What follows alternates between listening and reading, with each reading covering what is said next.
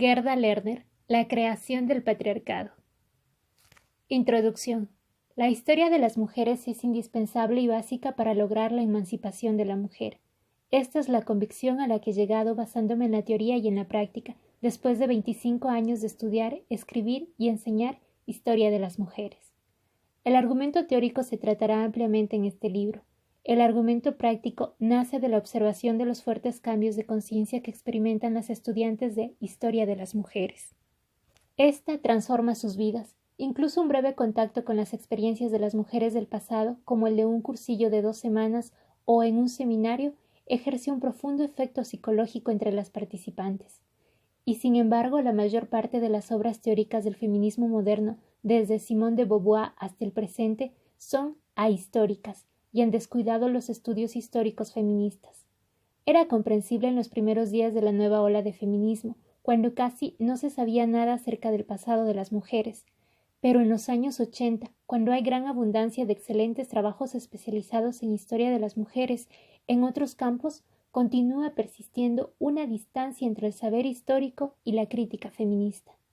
Los antropólogos, críticos literarios, sociólogos, estudiantes de ciencias políticas y poetas han ofrecido obras teóricas que se apoyan en la historia, pero el trabajo de los especialistas en historia de las mujeres no ha entrado a formar parte del discurso común. Creo que las causas de ello van más allá de la sociología de las mujeres que hacen crítica feminista y más allá de los imperativos de su bagaje y formación académica. Las causas se encuentran en la relación muy conflictiva y problemática de las mujeres con la historia. ¿Qué es la historia?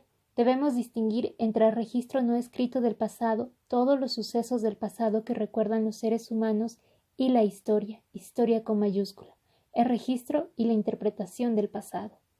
Al igual que los hombres, las mujeres son y siempre han sido actores y agentes en la historia, puesto que las mujeres representan la mitad de la humanidad y a veces más de la mitad, han compartido con los hombres el mundo y el trabajo de la misma manera.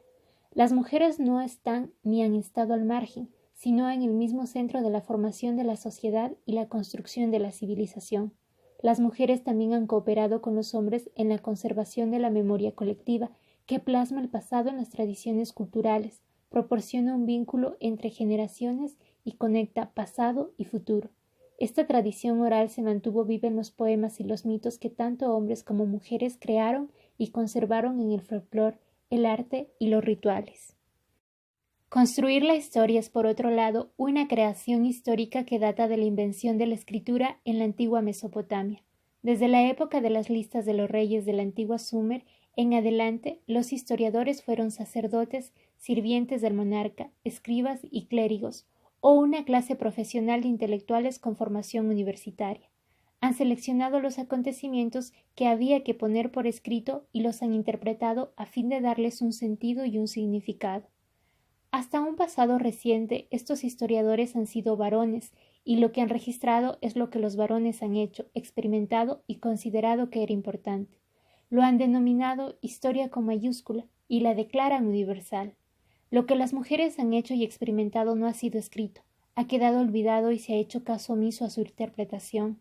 Los estudios históricos hasta un pasado muy reciente han visto a las mujeres al margen de la formación de la civilización y las han considerado innecesarias en aquellas ocupaciones definidas como de importancia histórica. Por consiguiente, el registro del pasado de la raza humana que se ha escrito e interpretado es sólo un registro parcial, pues omite el pasado de la mitad de la humanidad y está distorsionado porque narra la historia tan solo desde el punto de vista de la mitad masculina de la humanidad. Oponerse a este argumento, como a menudo se ha hecho diciendo que a muchos grupos de hombres, posiblemente a la mayoría de los hombres, se les ha eliminado durante largo tiempo de registro histórico a causa de las interpretaciones tendenciosas hechas por intelectuales que actuaban en representación de las pequeñas élites en poder, es obviar la cuestión. Un error no borra otro. Hay que corregir ambos errores conceptuales. Las experiencias de grupos anteriormente subordinados, tales como los campesinos, los esclavos, los proletarios, han entrado a formar parte del registro histórico en cuanto han ascendido a puestos de poder o se les ha incluido en política. Es decir, se ha incluido las experiencias de los varones de esos grupos. Las mujeres se encontraban, como siempre, excluidas. Lo cierto es que hombres y mujeres han sido excluidos y discriminados a causa de su clase, pero ningún varón ha sido excluido del registro histórico en razón a su sexo y en cambio todas las mujeres lo fueron. Se ha impedido que las mujeres contribuyeran a escribir la historia, es decir, al ordenamiento e interpretación del pasado de la humanidad, como este proceso de dar sentido resulta esencial para la creación y perpetuación de la civilización. Inmediatamente podemos ver que la marginación de las mujeres en este esfuerzo nos sitúa en un lugar único y aparte. Las mujeres somos mayoría y en cambio estamos estructuradas en las instituciones sociales como si fuésemos una minoría. Si bien este y otros muchos aspectos de su prolongada subordinación a los hombres han victimizado a las mujeres, es un craso error intentar conceptualizarlas esencialmente como las víctimas. Hacerlo oscurece lo que debe asumirse como un hecho de la situación histórica de las mujeres. Las mujeres son parte esencial y central en la creación de la sociedad, son y han sido siempre actores y agentes en la historia. Las mujeres han hecho historia, aunque se les haya impedido conocer su historia e interpretar tanto la suya propia como la de los hombres. Se las ha excluido sistemáticamente de la tarea de elaborar sistemas de símbolos, filosofías, ciencias y leyes. No solo se las ha privado de la enseñanza en cualquier momento histórico y en cualquier sociedad conocida, también se las ha excluido de la formación de teorías. He llamado dialéctica de la historia de las mujeres al conflicto existente entre la experiencia histórica real de las mujeres y su exclusión a la hora de interpretar dicha experiencia. Esta dialéctica ha hecho avanzar a las mujeres en el proceso histórico. La contradicción entre la centralidad y el papel activo de las mujeres en la creación de la sociedad y su marginación en el proceso de interpretar y dar una explicación ha sido una fuerza dinámica que las ha impulsado a luchar contra su condición. Cuando en ese proceso de lucha y en ciertos momentos históricos las mujeres toman conciencia de las contradicciones de su relación con la sociedad y el proceso histórico, las perciben correctamente y las denominan privaciones que ellas comparten en cuanto a que son un colectivo. Esta toma de conciencia de las mujeres se convierte en la fuerza dialéctica que las empuja a la acción a fin de cambiar su condición y entablar una nueva relación con una sociedad dominada por los varones. A causa de estas condiciones únicas en sí mismas, las mujeres han tenido una experiencia histórica significativamente diferente a la de los hombres. Comencé haciendo esta pregunta: ¿cuáles son las definiciones y los conceptos que necesitamos para explicar la relación única y aislada de las mujeres con el proceso histórico, con la elaboración de la historia y la interpretación del propio pasado? Otra cuestión a la que esperaba que respondería mi estudio era la relativa a largo retraso, unos 3.500 años, en la toma de conciencia de las mujeres de su posición subordinada dentro de la sociedad. ¿Qué podía explicarlo? ¿Qué es lo que explicaría la complicidad histórica de las mujeres para mantener el sistema patriarcal que las sometía y para transmitir ese sistema generación tras generación a sus hijos e hijas? Ambas preguntas son de gran magnitud y molestas, y parecen conducir a respuestas que prueban la victimización de las mujeres y su inferioridad básica. Creo que es esta la causa de que las pensadoras feministas no se hayan formulado antes dichas preguntas. Si bien el saber masculino tradicional nos ha dado la respuesta patriarcal, las mujeres no han producido avances importantes en el conocimiento a causa de su preocupación, determinada por la biología, por la crianza de los hijos y por la afectividad, lo que las llevó a una situación de, entre comillas, inferioridad en lo que atañe al pensamiento abstracto. En cambio, yo parto del presupuesto de que hombres y mujeres son biológicamente distintos, pero que los valores y las implicaciones basados en esta diferencia son consecuencia de la cultura. Cualesquier diferencia discernible en el presente por lo que respecta al colectivo de los hombres y al de las mujeres son consecuencia de la historia particular de las mujeres, que es esencialmente distinta a la historia de los hombres. Esto se debe a la subordinación femenina a los hombres, previa a la civilización y al rechazo de una historia de las mujeres. El pensamiento patriarcal ha oscurecido y olvidado la existencia de una historia de las mujeres, hecho que ha afectado enormemente a la psicología, tanto femenina como masculina. Comencé con la convicción compartida por la mayoría de las pensadoras feministas de que el patriarcado es un sistema histórico, es decir, tiene un inicio en la historia. Si es así, puede acabarse gracias al proceso histórico. si el patriarcado fuera natural, es decir, que estuviera basado en un determinismo biológico, entonces cambiarlo supondría modificar la naturaleza. Se podría aducir que cambiar la naturaleza es precisamente lo que la civilización ha hecho, pero que hasta ahora la mayor parte de los beneficios de la dominación de la naturaleza, lo que los hombres llaman, entre comillas, progreso, ha ido a parar al macho de la especie. ¿Por qué y cómo ha sucedido esto? Son preguntas históricas, independientes de cómo se expliquen las causas de la subordinación femenina. Mis propias hipótesis sobre las causas y el origen de la subordinación femenina se tratarán con mayor profundidad en los capítulos 1 y 2. Lo que importa dentro de mi análisis es la idea de que la relación de hombres y mujeres con el conocimiento de su pasado es de por sí una fuerza determinante en la elaboración de la historia.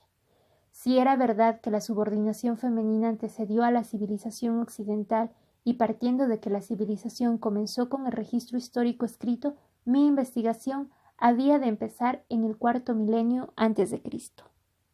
Eso fue lo que me condujo a mí, una historiadora norteamericana especializada en el siglo XIX, a pasar los últimos 8 años trabajando en la historia de la antigua Mesopotamia, con la intención de responder a aquellas preguntas que a mi modo de ver son esenciales para crear una teoría feminista de la historia. Aunque las cuestiones relativas al, entre comillas, origen me interesaron inicialmente, pronto comprendí que eran mucho menos importantes que las cuestiones sobre el proceso histórico por el cual se estableció e institucionalizó el patriarcado. Este proceso quedó manifiesto en cambios en la organización del parentesco y en las relaciones económicas, en la instauración de las burocracias religiosa y estatal, y en el giro que dan las cosmogonías con la ascensión de los dioses masculinos. Basándome en los trabajos teóricos que ya existían, presumí que estos cambios ocurrían de repente, en un periodo relativamente breve, que podría haber coincidido con la fundación de los estados arcaicos o que quizás se habría dado antes, cuando se implantó la propiedad privada, la cual daría paso a la sociedad de clases. Bajo la influencia de las teorías marxistas del origen que trataré más extensamente en el capítulo 1, imaginé una especie de, entre comillas, derrota revolucionaria que habría alterado visiblemente las relaciones de poder existentes en la sociedad. Esperaba hallar cambios económicos que llevasen a cambios en las ideas y los sistemas explicativos religiosos.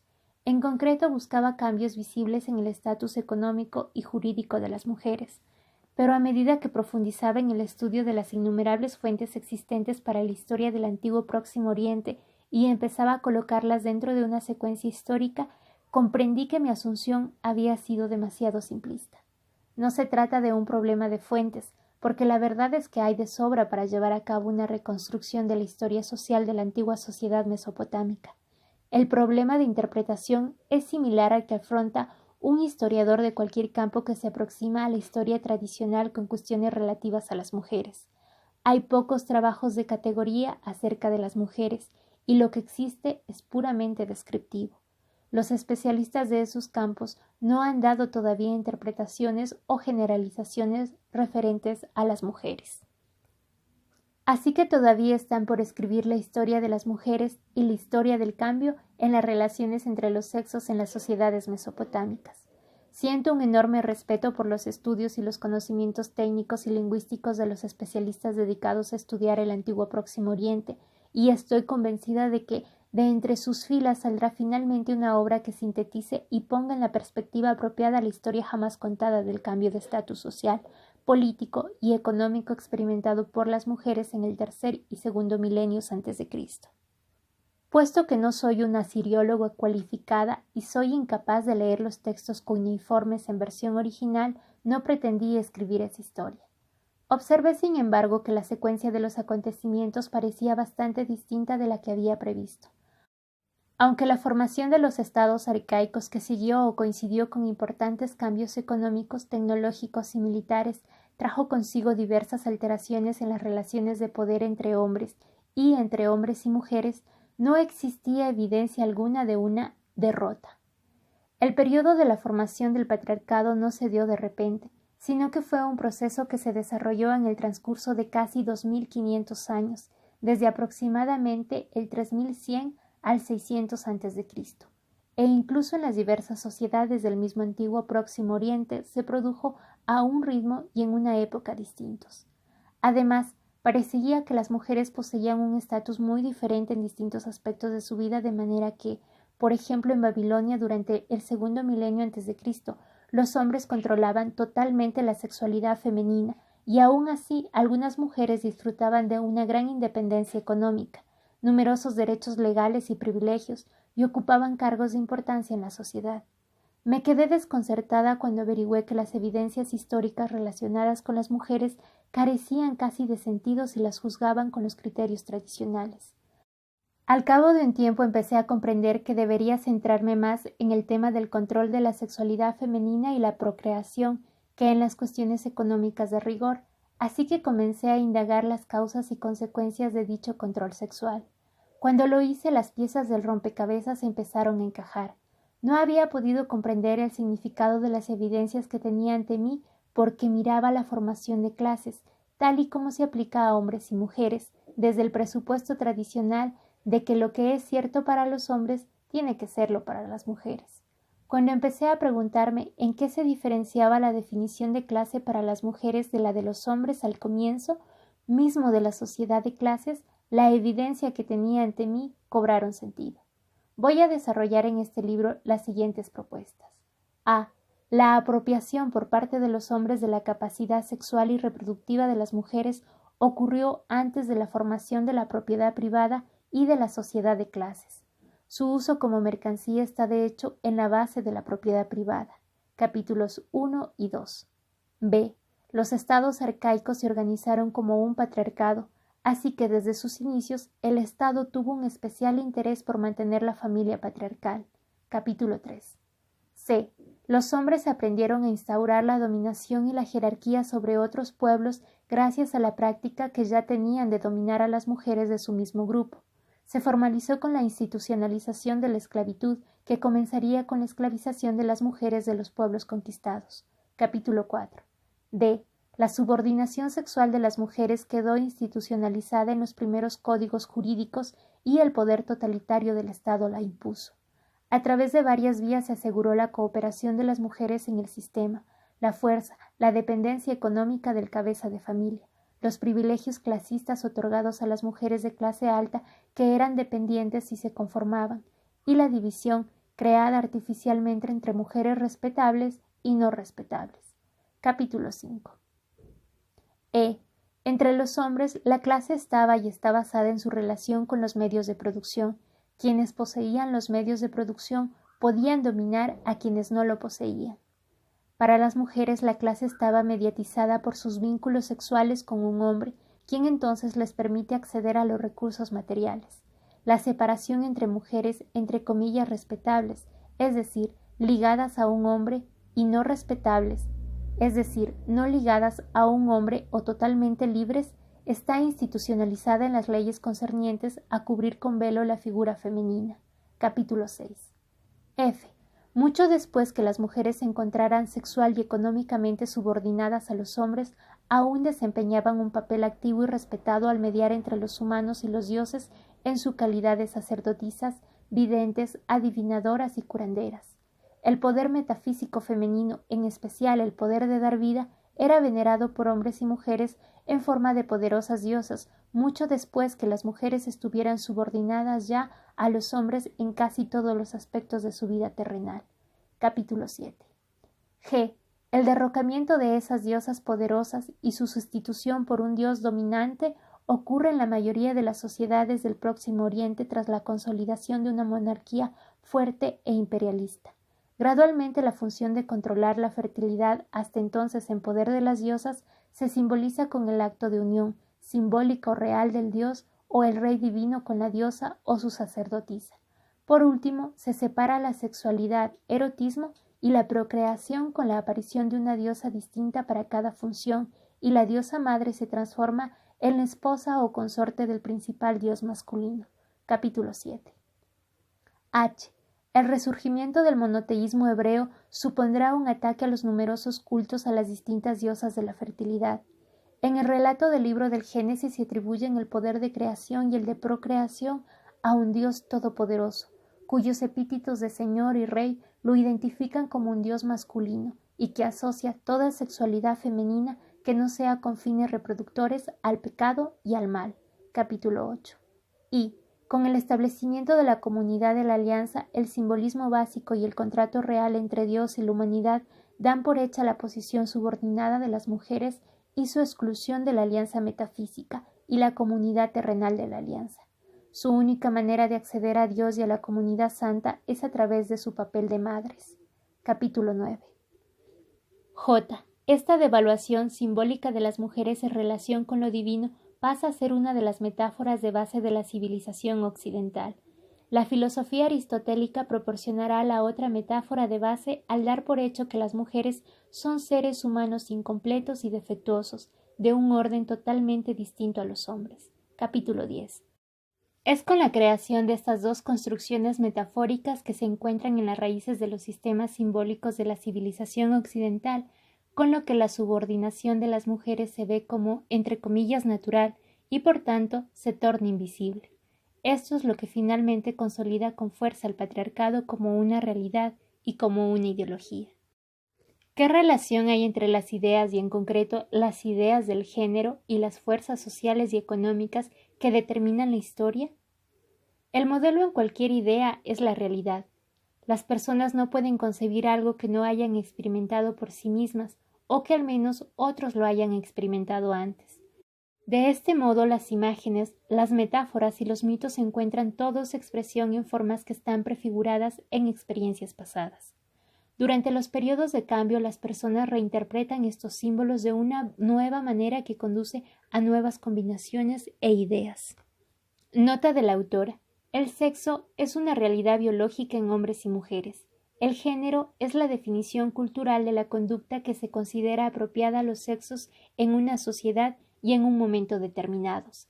El género es una serie de papeles culturales, por lo tanto es un producto cultural que cambia con el tiempo. Se recomienda consultar los apartados de sexo y género en el apéndice. Fin de la nota de la autora. Lo que intento hacer con mi libro es seguir por medio de las evidencias históricas el desarrollo de las principales ideas, símbolos y metáforas a través de los cuales las relaciones de género patriarcales quedaron incorporadas a la civilización occidental. Cada capítulo está elaborado en torno a una de estas metáforas sobre el género que queda plasmada en el título que lo encabeza. En la presente obra he intentado aislar e identificar las formas en que la civilización occidental construyó el género y estudiarlas en los momentos o en los periodos de cambio. Estas formas consisten en normas sociales expresadas en cometidos sociales, en leyes y en metáforas. En cierta manera, estas formas son artefactos históricos a partir de los cuales se puede deducir la realidad social que dio lugar a la idea o a la metáfora. Si se buscan los cambios de la metáfora o de la imagen, se podrán seguir los avances históricos subyacentes en la sociedad, incluso en ausencia de otros datos históricos. En el caso de la sociedad mesopotámica, la abundancia de testimonios históricos hace posible en la mayoría de los casos confirmar el análisis que hago de los símbolos comparándolo con estos datos más fidedignos. Los principales símbolos y metáforas del género de la civilización occidental provenían de las fuentes mesopotámicas y más tarde de las hebreas. Por supuesto, sería deseable ampliar este estudio a fin de incluir las influencias arábigas, egipcias y europeas, pero una empresa de ese porte exigiría más años de estudio de los que yo, a mi edad, podré dedicar. Solo me queda esperar que mi esfuerzo por interpretar las evidencias históricas disponibles sirva de inspiración a otras personas para que sigan trabajando en las mismas cuestiones desde su propio campo y con las herramientas de estudio más refinadas de que dispongan. Cuando empecé este libro lo concebí como un estudio de la relación de las mujeres con la creación del sistema simbólico mundial, su exclusión de él, sus esfuerzos por salirse de la desventaja educativa sistemática a la que se veían sujetas y, por último, su llegada a la conciencia feminista. Pero a medida que fue avanzando mi trabajo con las fuentes mesopotámicas antiguas, la abundancia de datos me impulsó a ampliar mi obra a 2 volúmenes, el primero de los cuales finalizaría aproximadamente en el 400 a.C. El segundo volumen tratará del nacimiento de la conciencia feminista y cubrirá la era cristiana.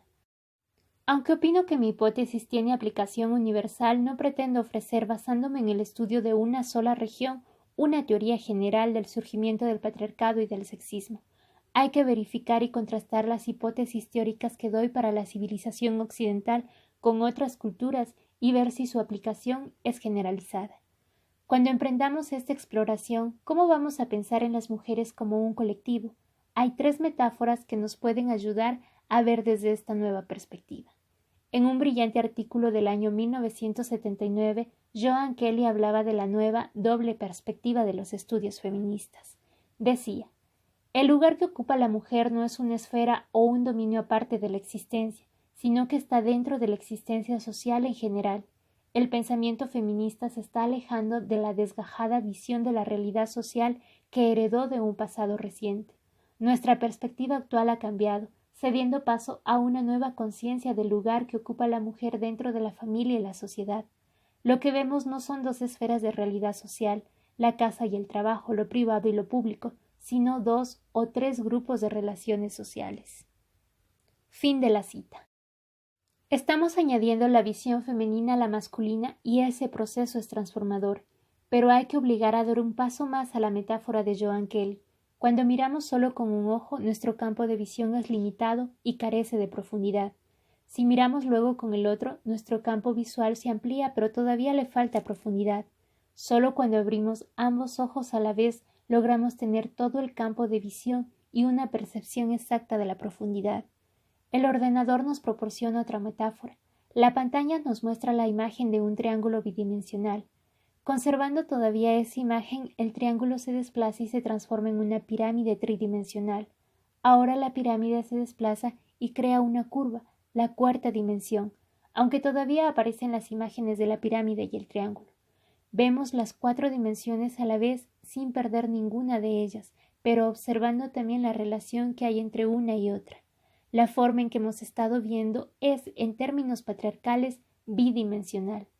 Añadir las mujeres al esquema patriarcal lo convierte en tridimensional, pero solo cuando la 3ª dimensión queda plenamente integrada y se mueve con el todo, solo cuando la visión femenina es igual a la masculina, percibimos las verdaderas relaciones existentes en el todo y la conexión entre sus partes. Para acabar, otra imagen. Hombres y mujeres viven en un escenario en el que interpretan el papel de igual importancia que les ha tocado. La obra no puede proseguir sin ambas clases de intérpretes. Ninguna contribuye más o menos al todo, ninguna es secundaria o se puede prescindir de ella. Pero la escena ha sido concebida, pintada y definida por los hombres. Ellos han escrito la obra, han dirigido el espectáculo e interpretado el significado de la acción. Se han quedado las partes más interesantes, las más heroicas, y han dado a las mujeres los papeles secundarios. Cuando las mujeres se dan cuenta de la diferencia de la manera en que participan en la obra, piden una mayor igualdad en el reparto de papeles. A veces eclipsan a los hombres, otras veces sustituyen a un intérprete masculino que ha desaparecido. Finalmente, las mujeres, tras un esfuerzo considerable, obtienen el derecho a acceder a un reparto igualitario de los papeles, pero primero deberán mostrar que están, entre comillas, cualificadas. Nuevamente son los hombres quienes fijan los términos de su cualificación. Ellos juzgan si las mujeres están a la altura del papel, ellos les conceden o niegan la admisión. Dan preferencia a las mujeres dóciles y a aquellas que se adecúan perfectamente a la descripción del trabajo. Los hombres castigan con el ridículo, la exclusión o el ostracismo a cualquier mujer que se arroga el derecho a interpretar su propio papel. O el peor de todos los males, el derecho a reescribir el argumento. Las mujeres tardan mucho tiempo en comprender que conseguir partes iguales no las convertirá en iguales mientras el argumento, el atrezo, la puesta en escena y la dirección estén en manos de los hombres. Cuando las mujeres empiezan a darse cuenta de ello y a reunirse durante los entreactos e incluso en medio de la representación para discutir qué hacer al respecto, la obra se acaba. Si miramos la historia de la sociedad que se ha escrito como si de dicha obra se tratara, caemos en cuenta de que el relato de las representaciones dadas durante miles de años ha sido escrita solo por hombres y contado con sus propias palabras. Han fijado su atención principalmente en los hombres. No es de sorprender que ni se hayan dado cuenta de las acciones emprendidas por mujeres. Finalmente, En los últimos 50 años, algunas de ellas han adquirido la formación necesaria para escribir las obras de la compañía. Cuando lo hacen, empiezan a prestar una mayor atención a lo que hacían las mujeres. Sin embargo, sus mentores masculinos las habían adiestrado bien, así que encontraban que lo que hacían los hombres era más importante, y, en sus ansias de realzar la parte de las mujeres en el pasado, buscaban a aquellas mujeres que hubieran hecho las mismas cosas que los hombres. De esta forma nació la historia compensatoria. Lo que las mujeres deben hacer, lo que las feministas están haciendo, es señalar con el dedo el escenario, el atrezo, el decorado, el director y el guionista, igual que lo hiciera aquel niño del cuento que descubrió que el emperador iba desnudo, y decir, la verdadera desigualdad que hay entre nosotros está dentro de este marco, y luego han de derrumbarlo. ¿Qué tipo de historia se escribirá cuando se aleje la sombra de la dominación y hombres y mujeres compartan por un igual la tarea de hacer las definiciones? ¿Devaluaremos el pasado? ¿Depondremos categorías? ¿Suplantaremos el orden por el caos? No, simplemente caminaremos bajo el cielo, observaremos cómo cambia, cómo salen las estrellas y gira la luna, y describiremos la tierra y el trabajo que en ella se hace con voces masculinas y femeninas. Después de todo, su visión nos podrá enriquecer. Ahora sabemos que el hombre no es la medida de todo lo que es humano, lo son los hombres y las mujeres. Los hombres no son el centro del mundo, lo son hombres y mujeres. Esta idea transformará la conciencia de una forma tan decisiva como el descubrimiento de Copérnico de que la Tierra no es el centro del universo. Podemos interpretar partes distintas sobre el escenario, a veces intercambiándolas o decidiendo conservarlas, según nos parezca. Podemos descubrir talentos nuevos entre aquellas a las que siempre se ha mantenido a la sombra de lo que otros hacían. Podemos encontrarnos con que los que siempre habían asumido la carga de actuar y definir pueden disponer ahora de más libertad para interpretar y experimentar el puro goce de vivir. No tenemos ninguna obligación de describir qué hallaremos al final, igual que no la tenían aquellos exploradores que navegaron al otro extremo del mundo para encontrarse con que la Tierra era redonda. Nunca lo sabremos hasta que no empecemos. El mismo proceso es el camino, es el objetivo.